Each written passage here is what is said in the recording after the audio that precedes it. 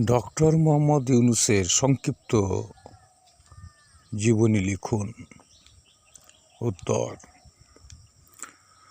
Doctor Mohammad ইউনূসের জন্ম 28শে June 1940 সালে।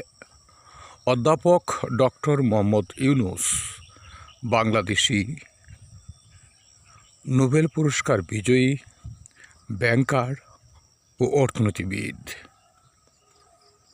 তিনি চট্টগ্রাম বিশ্ববিদ্যালয়ের অর্থনীতি বিভাগের একজন শিক্ষক।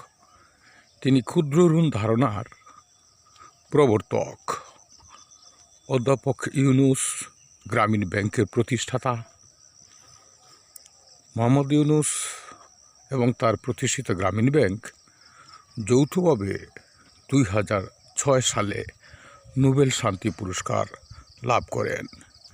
তিনি প্রথম বাংলাদেশি হিসেবে এই পুরস্কার লাভ করেন। ইউনূস বিশ্ব খাদ্য পুরস্কার সহ আরও জাতীয় ও আন্তর্জাতিক পুরস্কার লাভ করেছেন।